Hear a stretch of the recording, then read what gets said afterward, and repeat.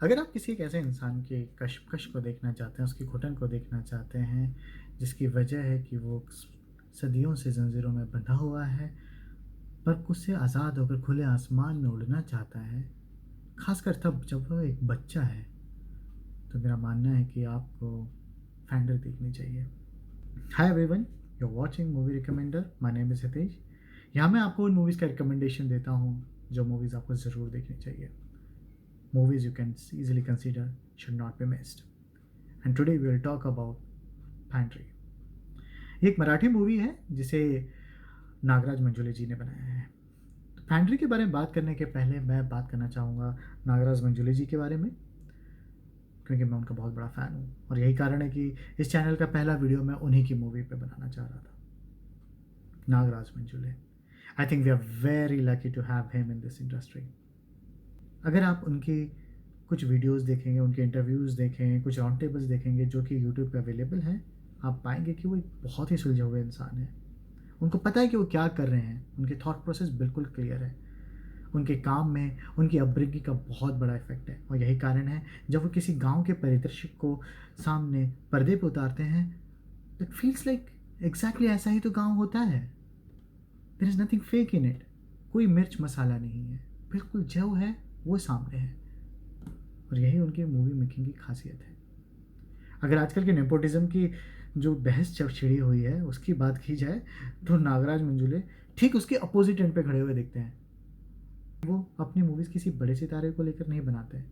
वो गांव शहरों से ऐसे बच्चों को उठाते हैं, ऐसे किरदारों को उठाते हैं जो उनकी मूवी में फिट बैठते हैं, उनकी कहानी में फिट बैठते हैं, उनको तैयार करते हैं और उन्हीं के अराउंड मूवी बनाते हैं। और मेरे ख्याल से एक महान डायरेक्टर की यही खासियत होती है। डायरेक्टर के साथ वो एक बहुत अच्छे अदाकार भी हैं। He is a very good actor and great writer. Moreover मैंने पढ़ा भी है कि उन्होंने कविताएं भी लिखी है और उनकी बुक भी पब्लिश हो रखी है पोइट्री की।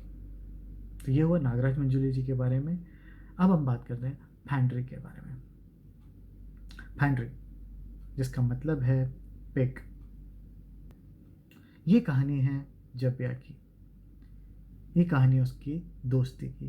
ये कहानी है उसके प्यार की, उसके प्यार करने के तरीके की जो इतना खूबसूरत है कि शायद आपको उसके प्यार से ही प्यार हो जाए।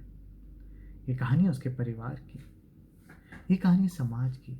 ये कहानी है एक गांव की। एक गांव जो एक फैक्ट्री की तरह ऑपरेशनली इतना एफिशिएंट है कि हर एक पुर्जे को पता है कि उसे क्या करना है। वो जो एक वेल ऑयल्ड मशीनरी की तरह चल रहा है,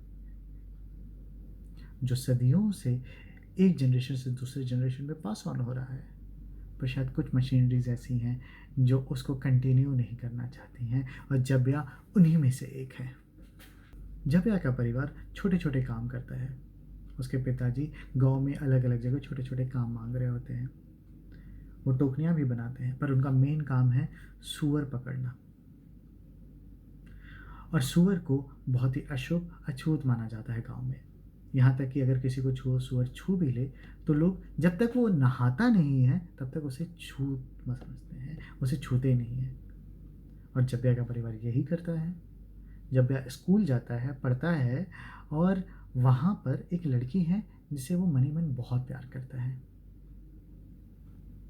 ये सिर्फ उसका दोस्त जानता है। जैसे हर जगह होता है, आपका एक खास दोस्त होता है जो आपके बारे में सब जानता है, वैसे ही जब्या का भी एक दोस्त है। और इसी उधेड़ बुन को कहानी में पिरोया गया है और इसको आगे लेकर जाया गया है। साथ में एक पैरेलल कहानी चल रही होती है जहाँ पे जबिया अपने दोस्त के साथ मिलकर एक चिड़िया का पीछा कर रहा है, उसको पकड़ने की कोशिश कर रहा है।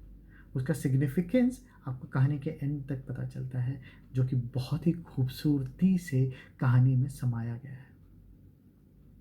ये मूवी एक अलग अलग सीन्स का कॉम्बिनेशन है। हर सीन अपने आप में बहुत स्ट्रांग है।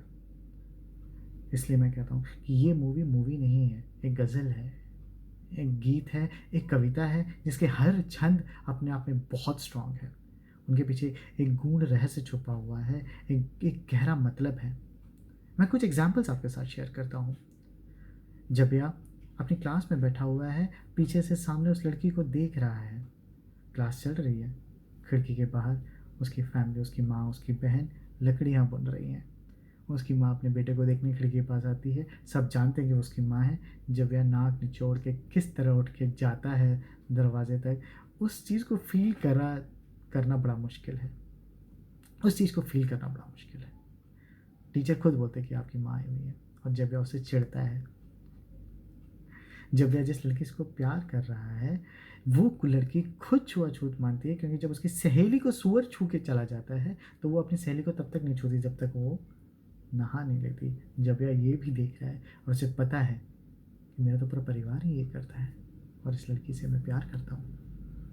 दोस्तों, जब ये मूवी आप देखें तो इसके डायलॉग्स पे थोड़ा कॉन्सेंट्रेट करें। बहुत गहरा मतलब है एक एक डायलॉग के पीछे। एक एग्जाम्पल देता हूँ, जैसे जबिया और उसका दोस्त एक पेड़ के ऊपर चढ़ते हैं चिड़िया को पकड़ने के लिए। नीचे से उनकी दादी गुजर रही होती है। उसकी दादी के डायलॉग पर आप ज़रूर गौर फरमाइएगा। उस डायलॉग्स के पीछे वो जो कहती है उसके पीछे बहुत बड़ा मतलब छुपा है। जैसे मैंने बताया, ये मूवी कई सीन्स का एक गुच्छा है, एक ताना बाना है। बहुत स्ट्रॉन्ग सीन्स है इसमें। एक कैरेक्टर बहुत स्ट्रॉन्ग है, एक सीन बहुत स्ट्रॉन्ग है। उनमें से एक जो मुझे आखिरी तक याद रहा और जो मुझे लगा कि ये सिर्फ नागराज ही कर सकते हैं, कि एक सीन है, पीछे सारे दलित नेताओं की तस्वीरें लगी हुई हैं जिन्होंने सालों संघर्ष किया, और उस तस्वीर के सामने से परिवार सुअर को कंधे पे लेकर जा रहा है। क्या सोच रही होगी नागराची कि उस सीन को फिल्माने के पीछे वो एक सीन काफ़ी सारी चीज़ें बयां कर जाता है। तो दोस्तों, इस मूवी को आप ज़रूर देखिएगा। इस मूवी को देखिएगा उस बच्चे के लिए, उसके प्यार के लिए, समाज के लिए। उस मूवी को आप ज़रूर देखिएगा उस पिता के लिए जो अपने बच्चे से काफ़ी कुछ उम्मीदें बनाए रखा है कि शायद वो मेरे काम में मेरी मदद करेगा, पर बच्चा उस काम से नफ़रत करता है। इस मूवी को आप ज़रूर देखिएगा उस बच्चे की घुटन को समझने के लिए, क्योंकि ये घुटन आखिरी में क्लाइमेक्स में आकर किस तरह से निकलती है, बहुत खूबसूरत है। आप खुद उसका पार्ट बन जाएंगे। आप खुद उस घुटन को महसूस करने लगेंगे, उस भड़ास को महसूस करने लगेंगे। अगर इस मूवी को मैं अपनी कैन वॉच, शुड वॉच और मस्ट वॉच वाली कैटेगरी में डालना चाहूँ, this movie definitely falls under must watch category. You must watch this movie. दोस्तों, अगर आपको ये वीडियो पसंद आया है तो प्लीज़ इसे लाइक और शेयर करना ना भूलें। Subscribe to this channel. मैं ऐसे ही और भी कई मूवीज़ आपके साथ शेयर करूँगा, रिकमेंड करूँगा in different languages, right from Hindi, English, Tamil, Telugu, Marathi, Malayalam, Bengali, Spanish, Korean, Mandarin. Because मैं काफ़ी अलग अलग लैंग्वेजेस की ऑफ बिट मूवीज़ पर देखना पसंद करता हूँ और वही मैं रिकमेंड भी करता हूँ। So keep watching movies, but good movies. अगले वीडियो में फिर जल्द मिलेंगे। Thank you very much. जय हिंद।